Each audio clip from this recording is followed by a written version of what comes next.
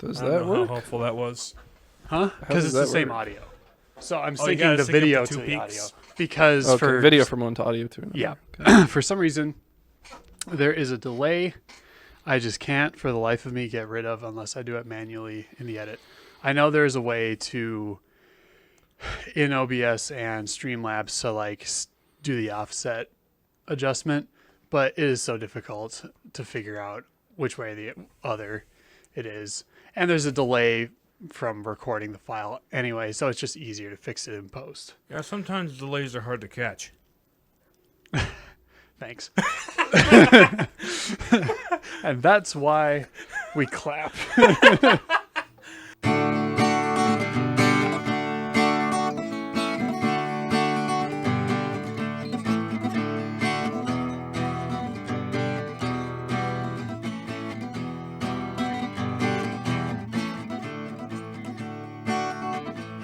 For those of you on the audio only, I did my best ventriloquism and then Or my your best. your Godzilla dub. Exactly, my impression of a Godzilla dub Yep. from like the 60s, you know. Yep. Somewhere in there. Some game announced a Godzilla edition. Or no, Like Bryant was playing Dave the Diver and he said he got the Godzilla. Okay. Must have been like a DLC or event or something in the game. I'm like, what kind of game would have Godzilla in it? Dave the Diver makes sense because it's like under the ocean, horrors yeah. and stuff. I'm like, he's a little large for Dead by Daylight. Yeah. Yeah. Or relevant for Dead by Daylight. Right.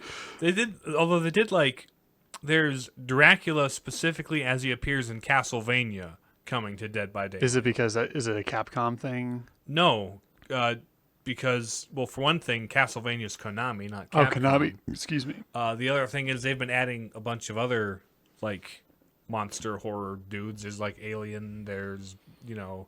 Because we Michael couldn't do Myers Dracula and- from any other adaptation. It had to be the Castlevania one. Yeah. Yeah.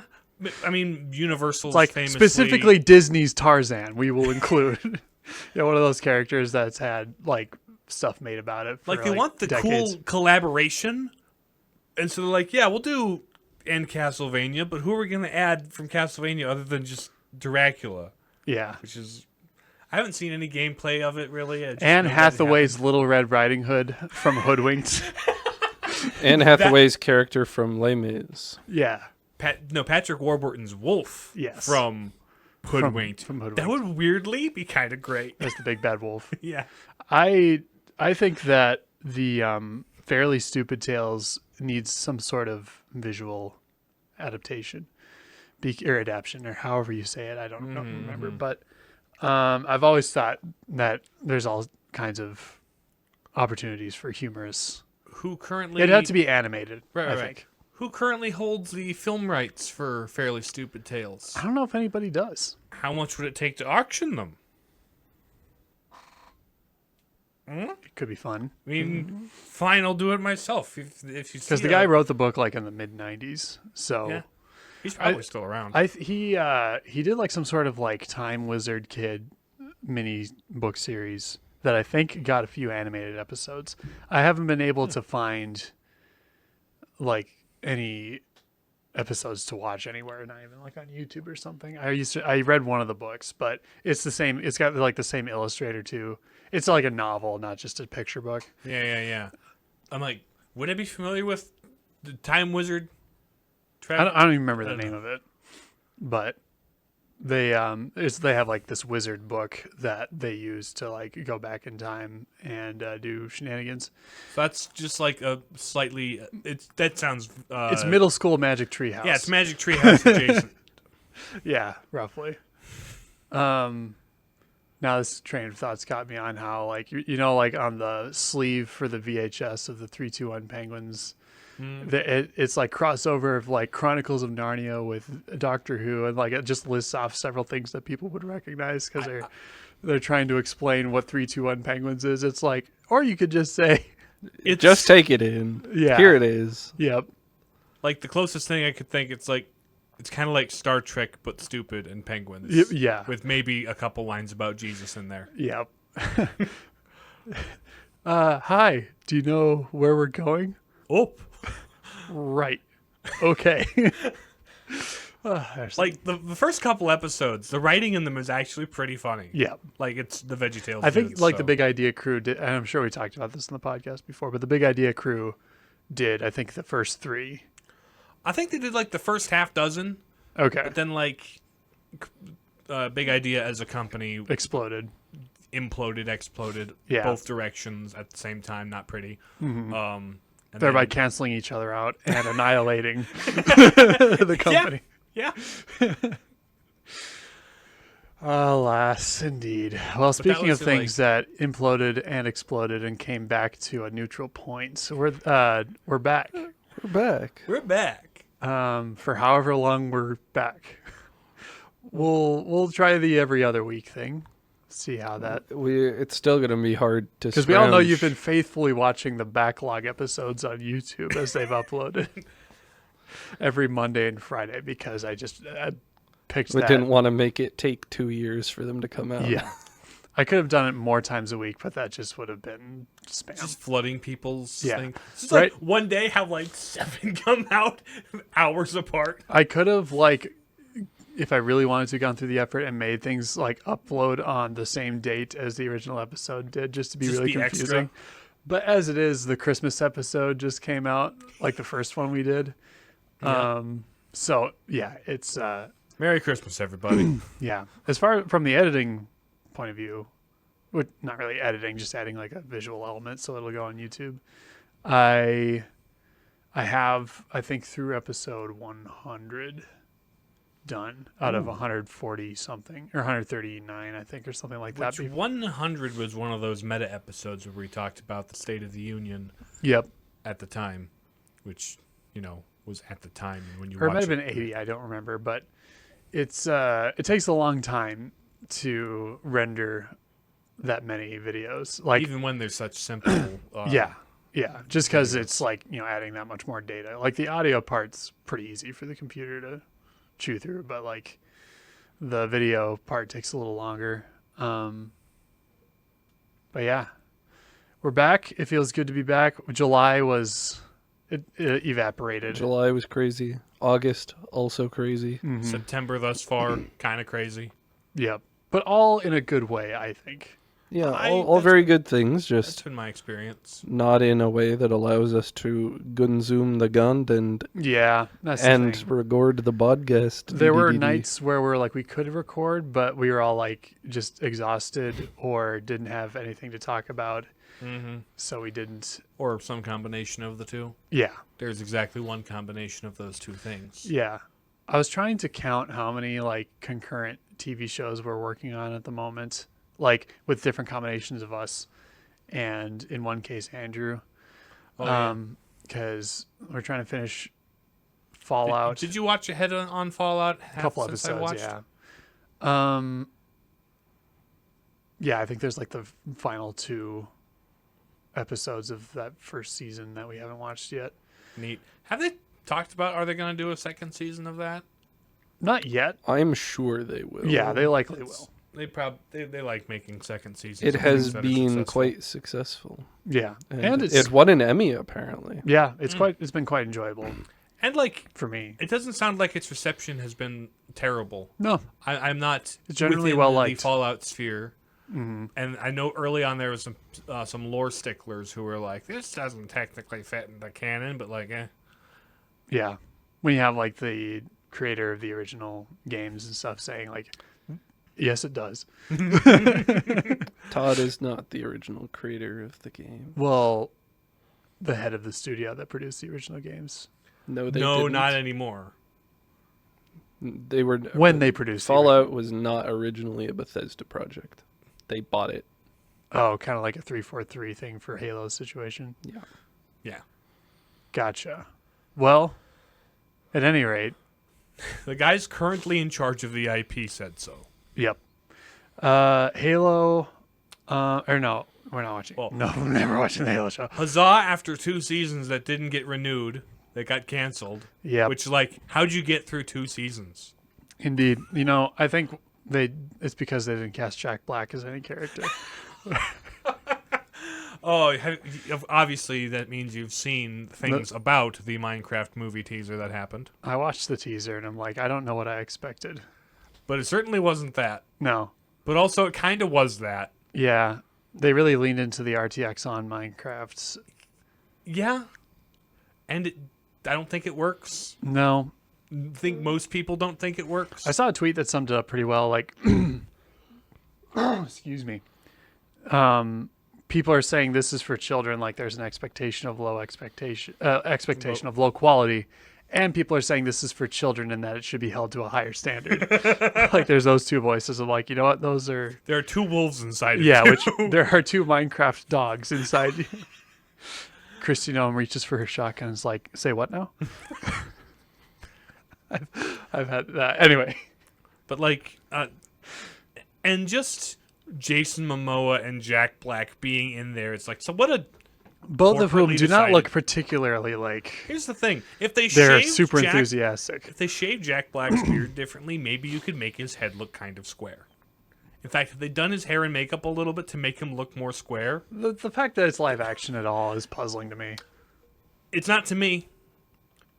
Because everything's got to be live action to be seen as legitimate these days. That's true. Like, Even if it's 90% CGI. Anyway. Well, there's the Mufasa film coming out later this year, too, which is the sequel to the live-action RTX on Lion King.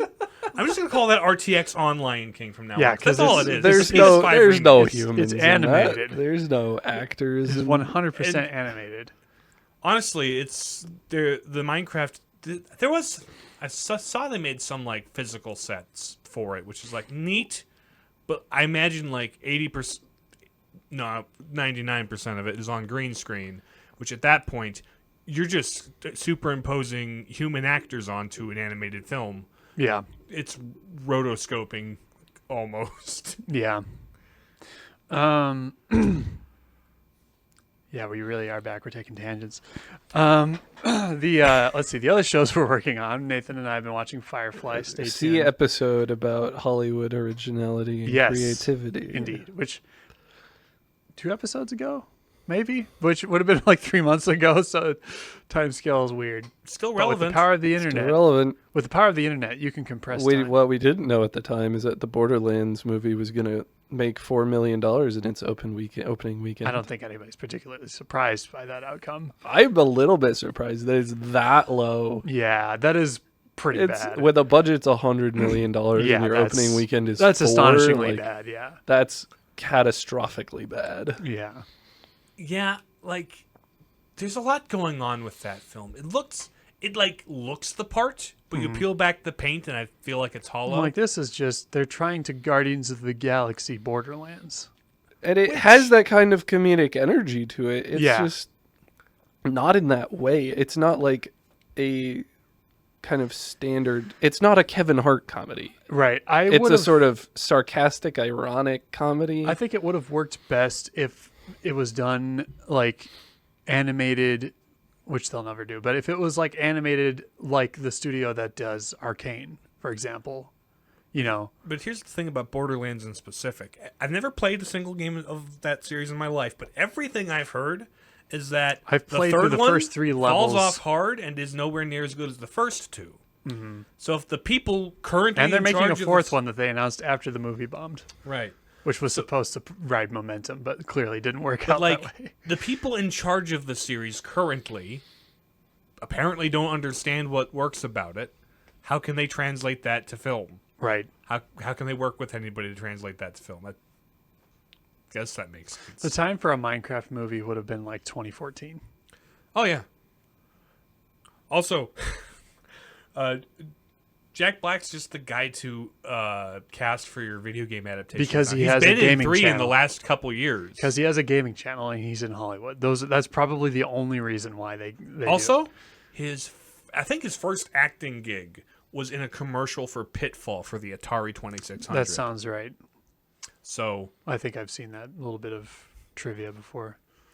like, doesn't excuse the Minecraft movie for being bad. He killed it as Bowser, though. So, like, Yeah. that's cool. Right. I'm looking forward to see that come back. But, and then he was Claptrap, Which Yeah. in Borderlands, when you already have a voice actor who still does the voice and can still do the voice, but you need name on poster, so you get not Hollywood actor who I suppose he could pass as the voice, but like Well, you don't need name on poster. Producer people think you need name on poster. producer people want name on poster. Producer people get name on poster. Producer people get $4 million when they spent on Producer $100. people cast one actor for Tannis who is more than the ages of Tannis and Lilith combined Yeah. in the game. because the I'd, celebrities in Hollywood are rapidly aging up, and they want to keep using them, but also keep using them in roles that are 20 years old. yeah. Jamie Lee Curtis is like 65. Yeah. Had no Like, what are we doing? business- What are we No doing? business playing a 20-year-old. Yeah. What are we doing? Like, it's one thing for like 20-year-olds to be playing like high schoolers. This is a Because whole child other labor level. laws and such. Right. This is a whole another level of just like, what's going on, guys? I mean, Dick Van Dyke's still around and kicking. Let's cast him as a 19-year-old. Let's have him play a middle schooler. A 93-year-old middle schooler. Well, it's called Benjamin Button. Yeah. Bradley Pitt. Never watched that one either. I guess while we're on, if I had actually played through more of Borderlands than like through the first like mini boss that we did with Ben and John 3 times because we couldn't figure out whose save file we did it, and then just gave up after like 2 sessions, I would be able to comment more on Borderlands and probably be more disappointed. I only have a cursory knowledge, but I know I'm never going to play it because I don't care about or for looter shooters. Yeah. Aside from like Bioshock. No, there's Which- something that you do sort of care about with the on the video game adaptation topic with that Amazon series of what is it next? Oh yeah, they're like the guys that did Love and Robots or whatever. Love, Death, and Robots. Love, Death, yeah. and Robots. They're like doing another like anthology miniseries on Amazon Prime, but it's like a bunch of different game adaptations. You and got stuff. Mega Man in there. They got Mega Man in there. Warhammer. Warhammer's in there. I think they're Concord was apparently in there. Will it still be? I don't know. The game is the no game longer a is- game. yeah. so- You're right. Yeah. But like I saw that and like Can you imagine being an animator on that series and then like just a rank and file worker on that who's not making any of the creative decisions and then just being bled dry by a company. there that is treats- probably people's life's work in visual effects and like 3D animation and video game design that we'll never see. yeah, which in Sucks. some cases maybe probably because the game sucks. Yeah, that's true. Just because it's your life's work doesn't necessarily mean it's good, but But I don't know, something about the announcement of that. I forget what it was called. I think it's like Secret Level or something like that. Which yeah. is such a kind of a trite cliche, like title for that sort of a thing. But like, where Love, Death, and Robots allowed people to be like independently, like creative with their like sci-fi stories or whatever. This feels like it's going to be a litany of backdoor pitches to like prove the viability of a brand to a company to fund a feature film. This is like the And/or full series. which that maybe didn't say anything. I haven't seen anything beyond the teaser. Just like Yeah, my I don't impression of that is like that's got to be what it this seems is. like they're I'm cynical. or it could be like people wanting to see some sort of like visual story told about these worlds and characters, and it's an easier sell to do a one-off episode vignette than an entire series when you have to work with And studios. if the one-off episode vignette gets well received, Yeah. But then it could result in something good. it could very well. The one thing I saw in there is like, okay, you're gonna do Mega. This was apparently gonna do Pac-Man in there randomly. I'm like, how do you do Pac-Man?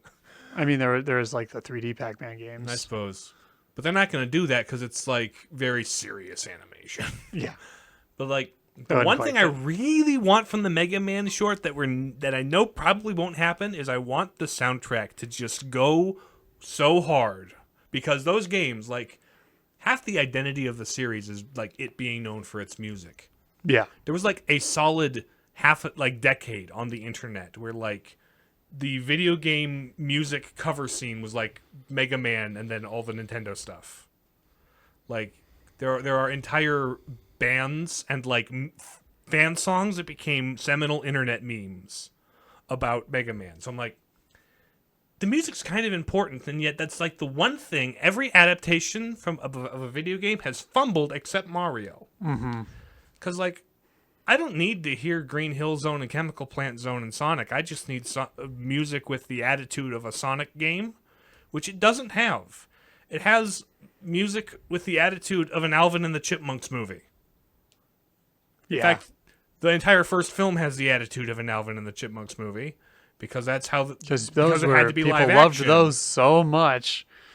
I mean, you look at the design of the first Sonic and the first trailer, it's clear that the people who were making the decisions ultimately at the end of the day were the same kind of people who wanted to emulate the Smurfs and Alvin and the Chipmunks and Garfield, which was just a weird span of live action adaptations of cartoons a weird in thing, the 2000s. Yeah, what a weird thing to like set as a standard.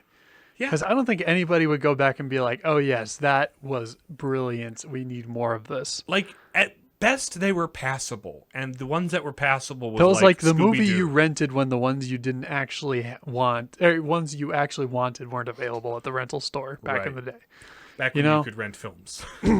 Yes, outside I'm of- clamoring for Neil Patrick Harris in the Smurfs. That is Right. my cup of tea.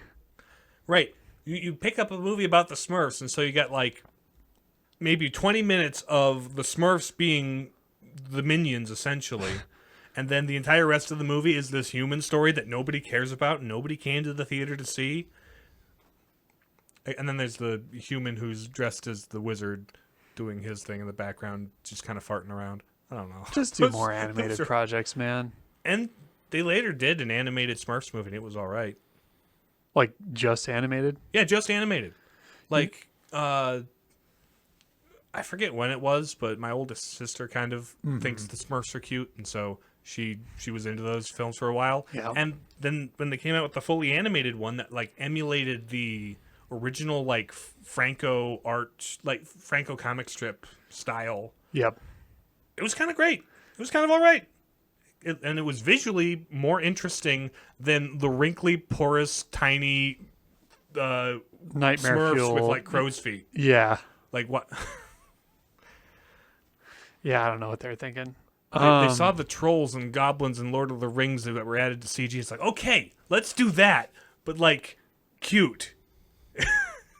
And it doesn't work. There was like a whole rash of like, yeah, that sort of animated live action crossover stuff. It only kind of works in like the Scooby-Doo live action films, but that's only because most of the Scooby gang is human and they could cast humans who kind of look and act the part. And Shaggy was only using 2% of his power. My favorite iteration of that meme was where it was like the interview, like the behind the scenes interviews where they're discussing Shaggy's power. Anyway, Speaking of using 2% of your power, we're the Palladium Papists. I'm James. I'm Nathan. and I'm Riley. And we should probably get to our topic. yeah, Well, we you should. didn't put a timer up.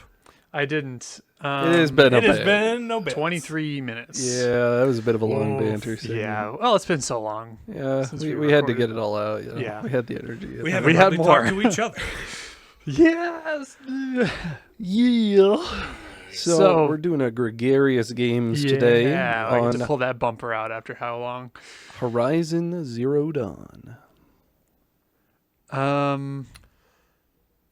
You guys have played the game. We have Yes. played the game, and you have not played the game. I haven't. It's an open world game that I haven't played and you guys have.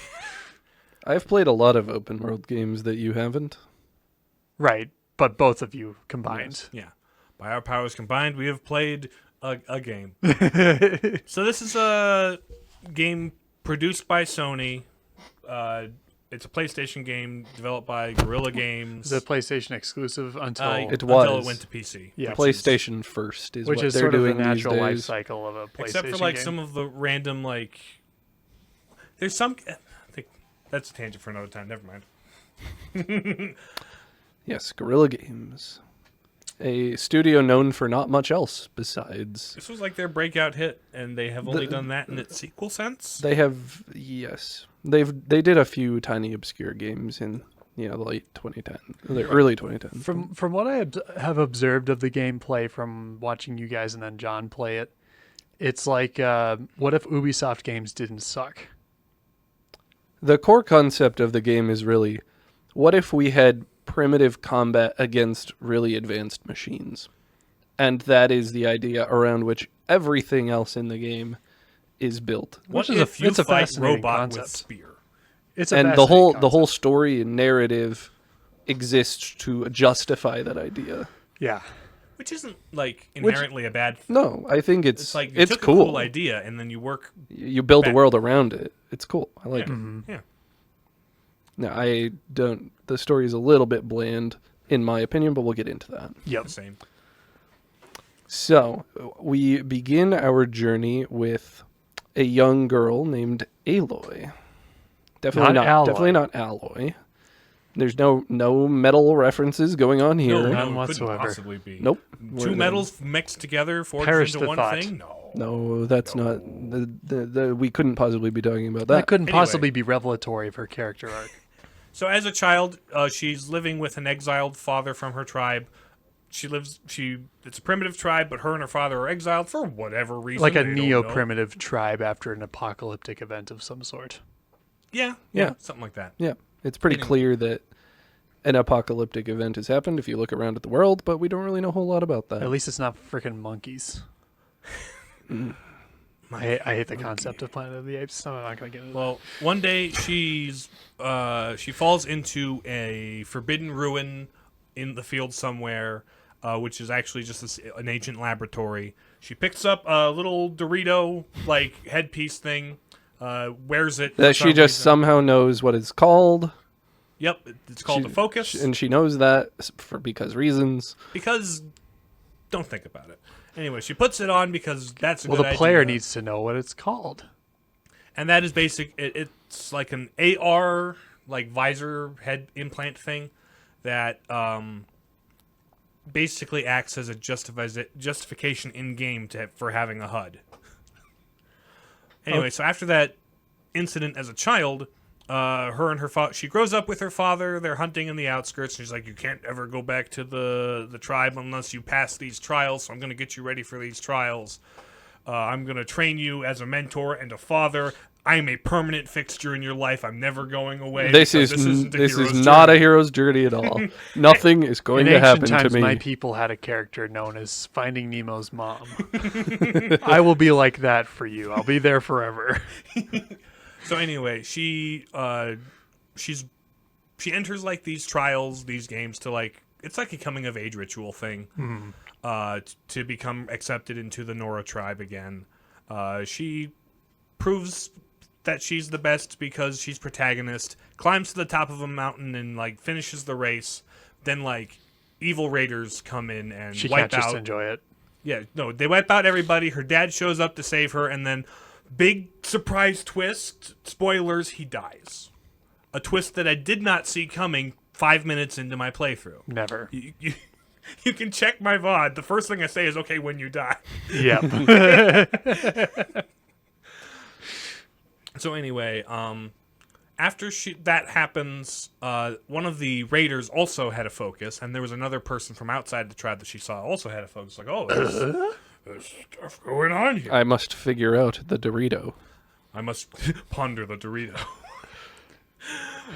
The legends of the ancients must be plumbed, the depths thereof.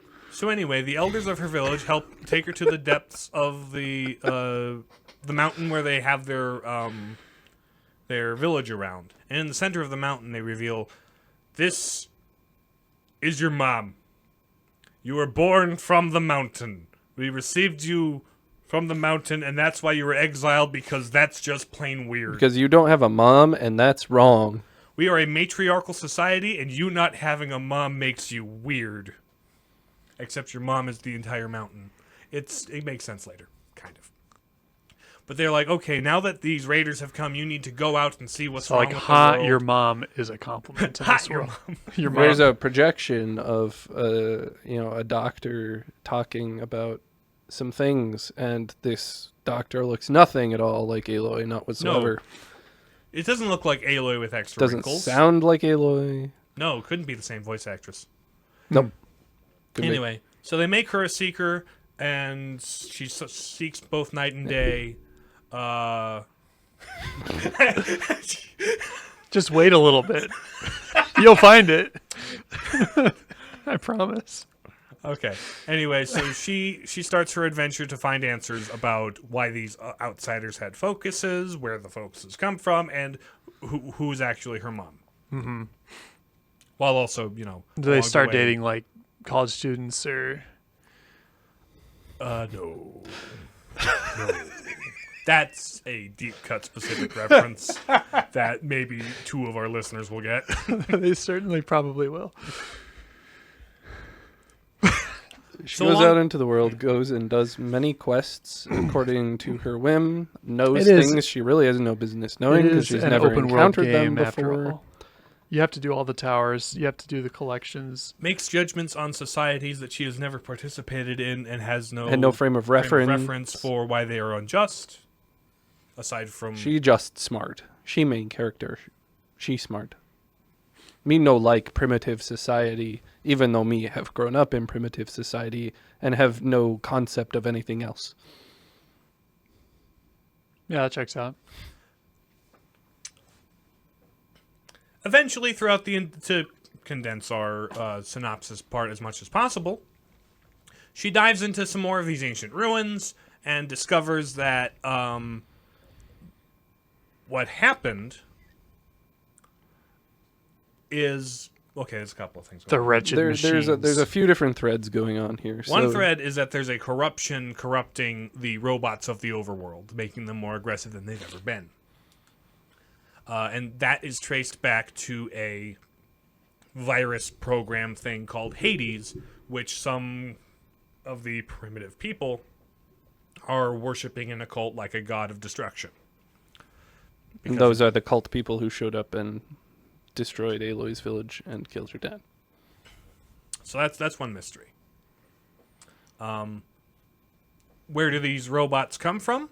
That's kind of one of the next mysteries.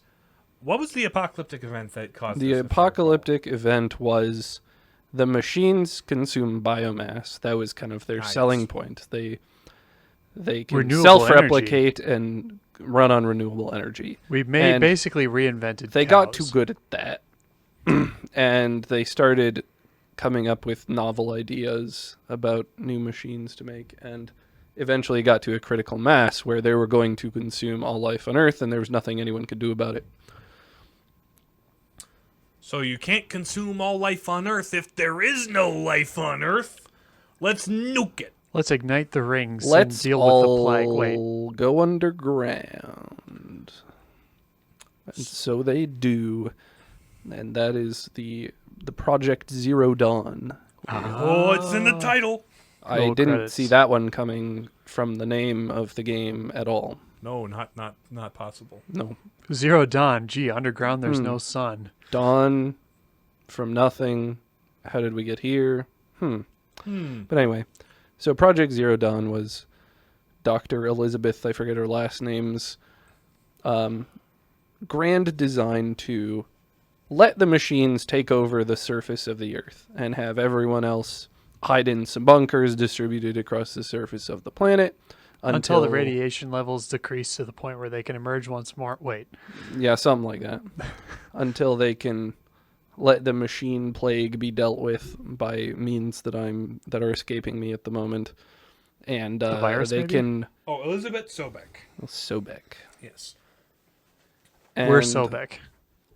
they will eventually sort of the machines won't have any more biomass to consume, and they'll all die off, and then But neither we'll will the have people. all the kind of stuff we need to repopulate the Earth and re-terraform it and all that jazz. Right. So there was like Afterwards. she set up a whole set of AI programs, One of which was Hades. named after Greek gods, to process all of the things. There's like one that's in charge of like growing plants, one that's in charge of purifying water, and genetically engineering animals and cloning humans and training humans, that kind of a thing. But Hades is the kill switch. If we ever get into another apocalyptic scenario, nuke everything, start from scratch, including the people up top. But then she's like, wait a minute, that's unethical. Maybe I should put restrictions on that. But then programs like me like restrictions. I cast restrictions aside. It does the shipmaster thing from Wall-E. I mean, kind of, yeah. I mean, it's evil AI. They're Yeah. all cut from the same digital cloth. Yep. They're all audibly cut from the same digital cloth. But also, Dr. Sobek coded the AI stuff to respond to her. Mm-hmm. And so in order to like deactivate Hades and like stop the kill switch program and keep life going, she needed a chosen one clone to go do that stuff. Which, guess what? The main character who's really smart and knows everything is the chosen one. Who doesn't have a mom? She does have a biological Her mom is a DNA donor. Yeah, a vat. And that's kind of a plot point that she has to wrestle with. And like, what does that mean for me? Who does that make me? Yeah, that's the mystery. That's the big mystery. It's the reveal. broad So strokes. Dr. Sobek's job was to make it so everything was so over. Yes, but also so back. Yep. So But along the way, there's like evil dictators she of course, overthrows. I And witnessed stops. a Colosseum sequence. Yeah, that was a neat one. They take all of your gear away, and so you gotta like lure the robots that are trying to get to kill you to like break the cage they're hanging in so that they drop so you can grab it. That trope is well represented in video games of like, all right, here's all the gear taken away. Use Find some way to fundamentals, get it back. start over, get it back. Oh yeah. And after you go through all of the many open world adventures of your choosing, you go and fight the big bad robot in that which Hades is inhabiting, and that's the end of the game. Nice. There's lots of intervening threads and minor characters and all that jazz that Side we quests. may talk about a bit, but that's the essential Yeah. narrative overarching thing. So what are some cool things we like about Horizon Zero Dawn? The gameplay concept is really cool and really well done. Yeah. Fighting machines with bows and arrows and spears is really quite different. It's a very creative and Yeah. interesting. And although implausible, it's still really fun. Mhm. Yeah, it's a cool idea, and they just let the rule of cool go. You can shoot all of the bits and bobs off of the machines, and those are weak points that, And each machine has like different weak points, so there's like a hunting strategy with it. you kind of actually inhabit hunt that robots. kind of primitive hunter gameplay fantasy, What, not Far Cry Primal?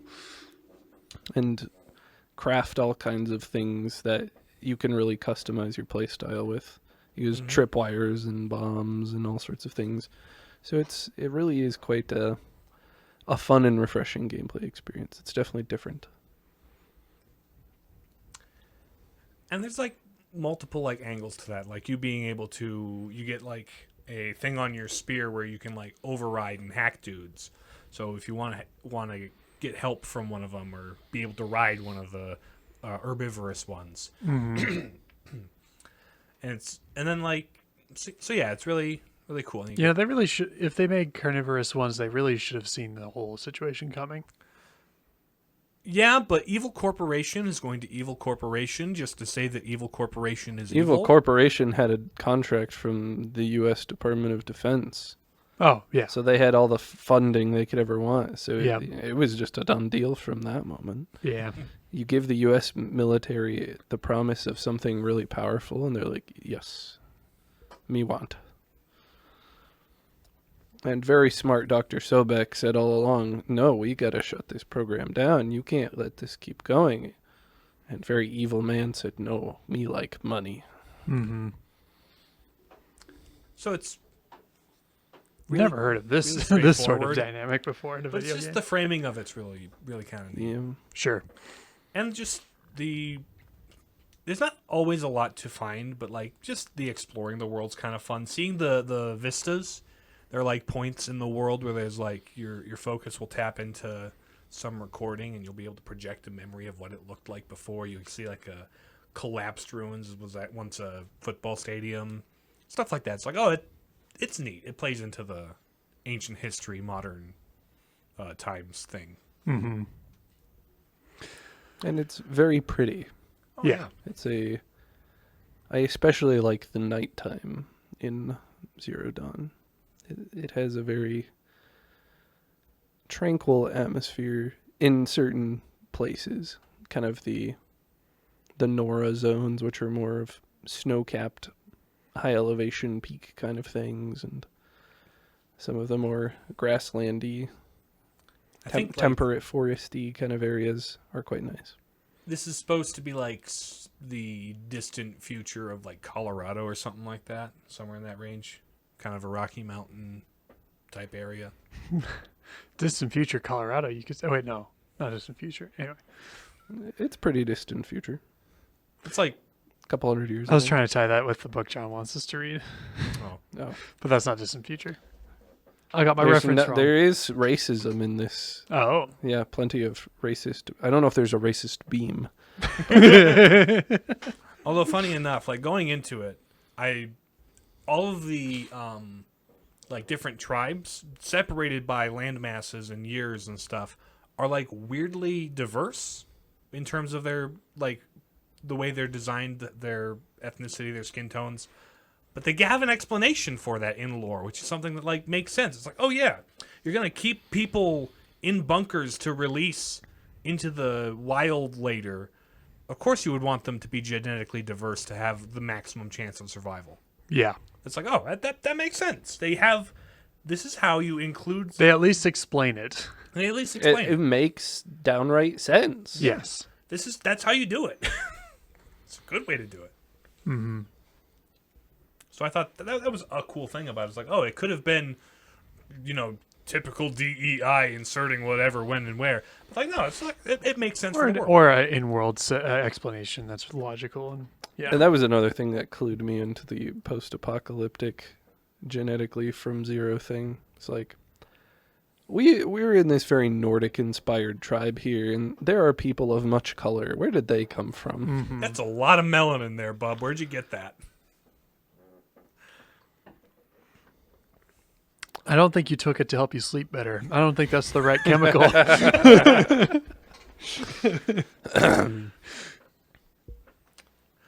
No, that's melatonin. Yes. Melatonin. So you mentioned that the story's a bit shallow. I guess we can talk about areas where it falls short, perhaps. And we kind of like brushed past them and was like, it's very tropey. Mm-hmm. Not in like it's in kind of a neutral way. Where it's not like obnoxious. It's just kind of. It's predictable It's and predictable. straightforward. Which, in a game like this, I personally wasn't playing it for the story. Right. I was more playing it for the gameplay in the world. And so as a vehicle to get It you seems into like the the creators gameplay in the world, recognize it's that. fine. But that also kind of doesn't excuse it being very predictable and typical. You see that in a lot of like serviceable, passable, fun open world games where like the story isn't really the best, but it's a fun game, so it does the trick. But it is kind of unfortunate because every story should try to be great, Right. in my opinion. Mm-hmm. Well, it seems like they tried. They didn't not try. Yeah. Yeah. But it just kind of came together in exactly the way you would expect. Mm-hmm. The thing that I think is the real weakness is that Aloy's character just doesn't make any sense. She knows way too much that she shouldn't know, and does almost no questioning of her own beliefs and inherited patterns because she's always just been that rebellious child who never agreed with her father or was always in exile, so she purposefully set herself apart. But like thinks in categories that would have been, How would she have access to that way of thinking? I mean, Unless she it's downloaded not, it from her Dorito. unless maybe, but they never gave an explanation for that. Right. There are ways you could have explained that. There's ways you could have shown it without having to tell it. Just like have her going through a monologue in her head through a scripted sequence, of which there are many in the early game. Like there's ways of introducing that and kind of showing you that her thought process changes or develops from the perspective of a person in a primitive tribe. Yeah, being exposed to other cultures and things like that, you could have. There's that sort of expansion of one's horizons, you could say. Mm-hmm. But That that would all be- happened. But that's all happened before she ever has that exposure. Yeah, just, She's a strong, independent thinker who's categorically opposed to this way of life before she ever gets out of that way of life, right. which is kind of Who's where'd so you get opposed to that? it? Who's so opposed to it that she wears like the traditional garb of her people Right. and does like their rite of And passage does their rite of ceremony. passage. Okay. The other thing about Aloy as a character is they have these moments where you can choose different responses. And they're labeled as like one is the aggressive way, one is the intelligent way, one is the empathetic Just straight up way. tells you. Yes. Yeah, there's like a heart, a fist, and a brain next to the responses. All and right. like theoretically in any other game, it would be a way to personalize the character, a way to have the character express the way you want to play them, to really play the role. Mm-hmm. But ultimately, any direction you say you go at any time is rather inconsequential. Yeah. Does she say something mean or does she say something nice? Because dialogue trees are hard. They are. And to have the character develop as you play them while also having a set scripted story would be difficult to manage. It would be really cool if they pulled it off. It would be really cool if they pulled it off. But they just kind of didn't. And so what we're left with is kind of a just really doesn't matter. Yeah. It's it probably doesn't like an change- intentional choice of like the She's- creators where they like that. They didn't want to get into that part of it. We're not Bethesda. And yet they put it in there in the first place. Yeah. And so It's like a weird half measure. and half measures don't usually measure up. Yeah. And so that was like just because early on there's like they introduced this choice, like some kid from the tribe that you're not allowed to talk to throws a rock at you, and so how do you respond? Do you throw the rock back? Do you insult him, or do you forgive him and walk away? It doesn't matter which one you pick. Your dad's going to come in and take the rock out of your hand and carry you back to the lodge and say, "You don't talk to the people from the village because we're outsiders." You know. Mm-hmm. Or you kill him at the beginning and then find out that it Here's was the thing. the I pressed family the member. kill button. Wait, there's a kill button? Well, it was to throw the rock Throw the back rock at back him. Okay. at it. So I pressed it, and Dad took the rock out of my hand. And then later that character shows up, it's like, "Hey, I'm the kid who threw a rock at you." And I'm like, "Okay, cool, you're going to die in the trials." I don't think he did, actually. But he may have had a, "Oh, you were right all along, The Aloy," one character girl that arc. I was becoming friends with is dead. Oh, the girl But not that I the was not the becoming- annoying mean boy, who is he voices Kirito and Aaron Yeager. Oh, no. That's Bryce Pappenbrook. Oh, no. Oh, gosh. But yeah, like, I think Aloy as a character herself is kind of the weakest part, which is unfortunate, because you spend a whole lot of time with her. Yeah, it's like kind of the main character. So they don't... She could have had a lot more effort put into her to make her interesting. Because it And- seems like there's a lot of potential. So they don't There write was. her with a character arc that's interesting, and they don't let you forge a character arc that's interesting and specific to your playthrough. Just shut up and kill robots. Which- And people. Yeah. as the need maybe. Right. That seems to be kind of like what the game is telling you to do. It's just like, don't think too hard about it. Just kill robots. And just yet fight robots. when you engage with the story stuff, it has all of these very tropey, very plain, like very basic story, but it frames it in a way that's like tries to be a little self-important and insightful, which obviously the points it's making about don't be awful to humans is, I agree. I think some of the side character stories are actually quite interesting. Some of them are, yeah. I find Silas a pretty interesting character. We didn't talk about him, and he's pretty he was important. the other focus guy who's like hacking into your focus and talking to you, right? Yes, and he's kind of a jerk, but he maintains a callous exterior because he seeks after knowledge, and is like his character makes sense. Mm-hmm. And He's been cursed with the forbidden knowledge, like just trying to learn everything he can. He's like, why are you different? Why do you know things? I want to follow you and learn from you. And we never do know why she knows things. Yeah. There's also that one guy who, I forget his name. He defects from like the cult clan, or like, and you have the opportunity to spare him or kill him, which is the only time a choice would like actually impact later quests. Because either he joins you in some of his later quests, or you just do them on behalf of him so that you can. So Take really care of not his that wife. consequential. Nothing that consequential. Because you do the same except- mission regardless. You do the same missions. It's just, is he there? Is he alive? Okay. So it's like the most consequential your moral choices get. Which isn't saying much. In terms of like consequences for the gameplay. Yeah. Because like some games you kill a character and that entire bit of side quest is just not available because you killed that character. You know? yeah. And there's the Karja, captain of the guard guy.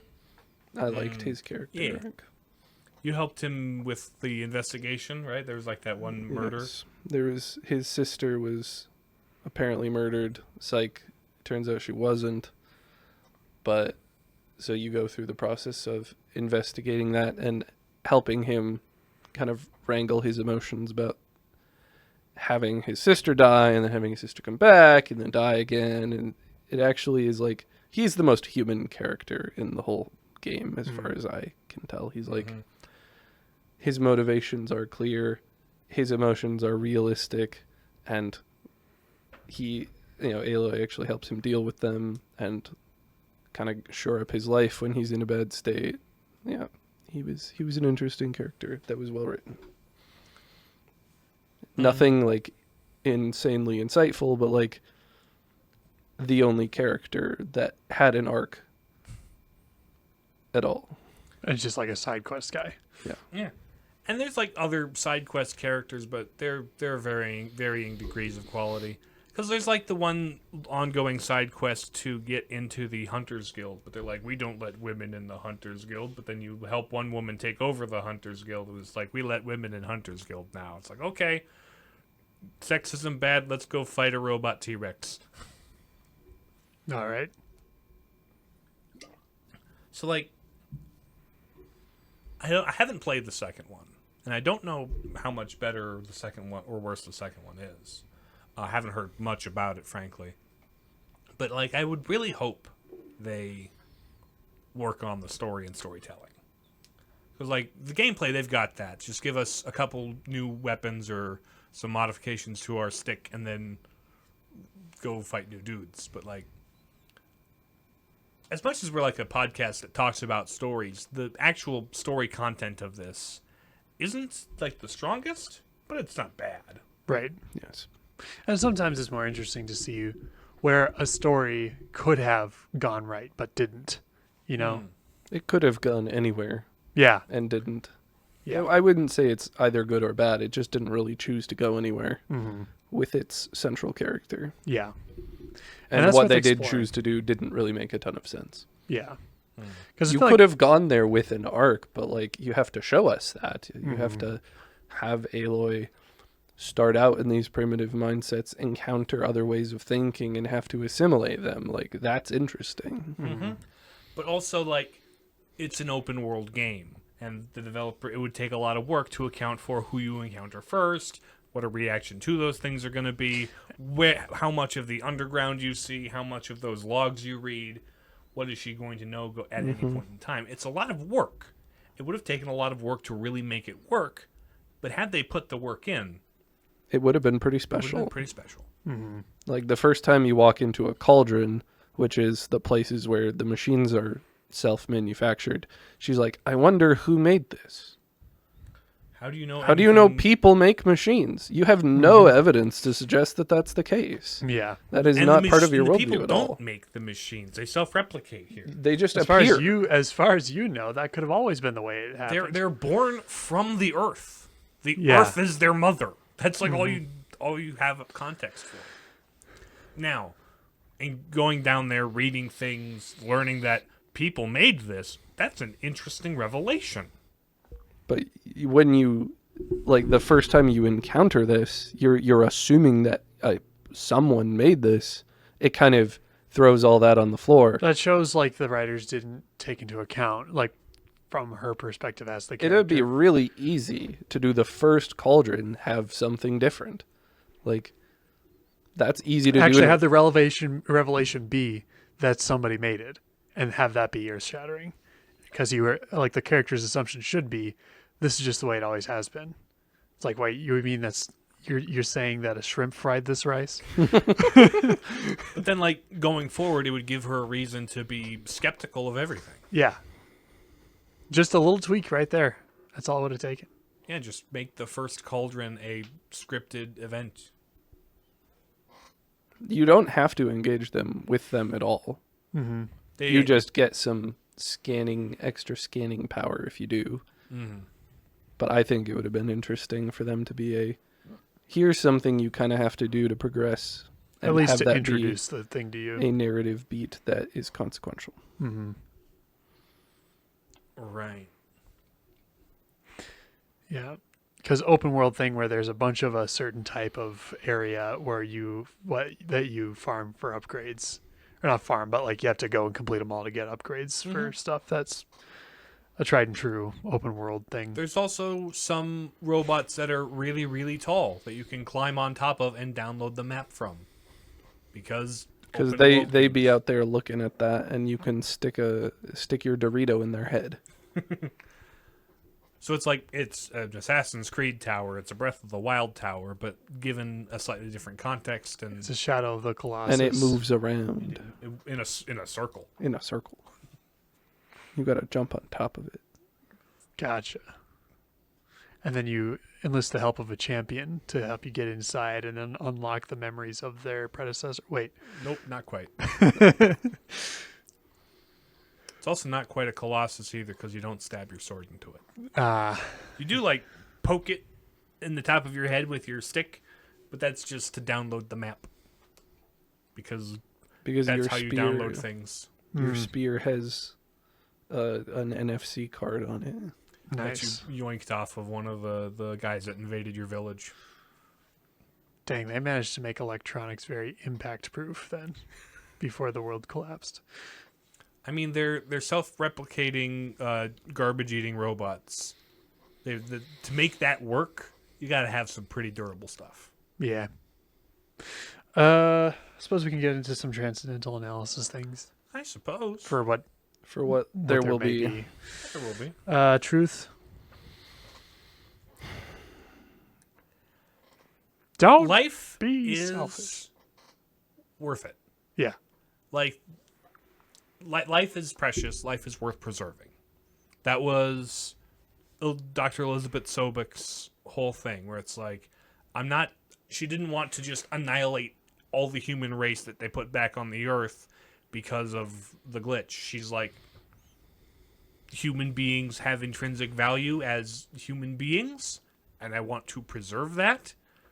So you'll figure it out somehow, but I'm not going to let all of you die just so we can hit the reset button on Zero Dawn 2. Yeah. That's like one of the biggest narrative takeaways. Sure. And there's also, that plays into the themes of like tribalism and racism, where like the other guy is subhuman and enslavement and all that. It's like, no, humans intrinsically have value. Human life is worth it. Life is worth it. Yeah. your life is worth it.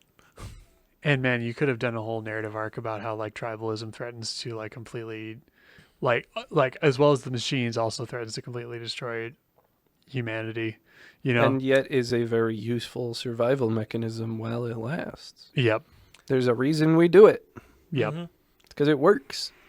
Got us this far, or at least far enough to get us to the next thing. But like, they didn't. there is a little bit of that where it's like the Nora don't want to be invaded ever again because last time we were nearly wiped out, and Mm-hmm. there's like an evil king whose son has to like take over for his father and be a good king, despite the fact that his father was an evil king. That was kind of interesting. Kind of. How did you get to be good Yeah. when your dad was totally deranged? Yeah. How would you know I mean, otherwise? maybe he was just insane and his son is normal and has a brain and, you know, a human developed But how would sense his of son know that he's normal? Is any of them normal? Yeah. What is normal? Yeah, it seems like there's like a perspective issue with like the writers that they don't like think of things They're in context. Viewing these tribes through And current the eyes of an lenses. omniscient observer who's writing, you know, Mhm. instead of in world. But yeah, that's what the truth I pulled from it. Okay. Goodness. There's a lot of like little pockets of goodness in some of the side quests. Mm-hmm. Some of the characters who care for each other or are trying to do their best after their wife died and they got 2 kids they need to raise and teach them how to hunt, but I can't do it by myself. And there's like a lot of little vignettes of like there are good people in this difficult, messy world. Mm-hmm. And ultimately, we don't know how Aloy gets to be the person that makes good decisions, but she does ultimately make good decisions about not letting the robots destroy everybody. See, that's another thing where it would have made more sense to allow you to have like dialogue trees and like choose what kind of person Aloy would be and by how you react. The other thing about that, though, is if they let you create one of several outcomes with Aloy, you can't have a square one for the next game. So, for the sequel, they want to have a landing point where that they can rely on building from, or not, as the case may be. I don't know. Yep. So that's another reason to waffle on that and not commit. Mm-hmm. But like her father's good. He's an exiled guy who got himself exiled so he could take care of her, and then tries to raise her, you know, as his own. Like adopted dad? Like adopted dad. Okay. Yeah. She's a clone of Dr. Sobek. Dr. Sobek. There's no father per se. Mm-hmm. But her adopted dad was good, and then he died. As And he was gruff, misunderstanding dad who doesn't understand why you like to play with Dorito, but yeah. But wants the best for you, so go do the trials and stuff. Mm. No, don't play with the thing that'll be important for your character later. We just think it'd be best for everyone if you'd stop being who you are and doing the things that you love. Should we do that movie someday? Maybe we could do a combo UHF and Weird the Al Yankovic movie. What we have to say about it, but okay. Yeah. Beauty. We kind of touched on like the gameplay and the world. And the gameplay and world are kind of great. I think it's How's really the soundtrack? Very atmospheric, open world kind of. Not I very didn't notice pronounced. it. Okay. very But it did its standard job. orchestral fare. It did its job, and not a lot more. Sure. But like, It's hard to make a legendary soundtrack like Skyrim every time you make an open world game.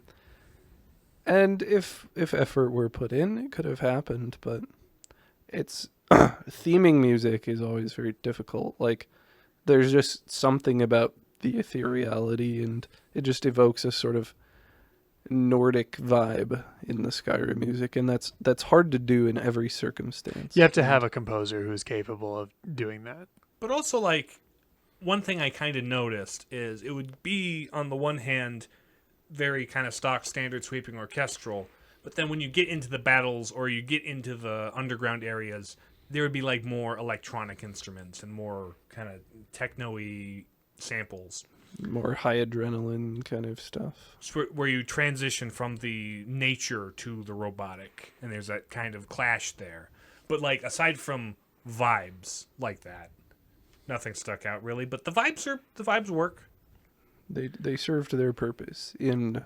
They weren't helping quite you in get- shambles. They weren't. No.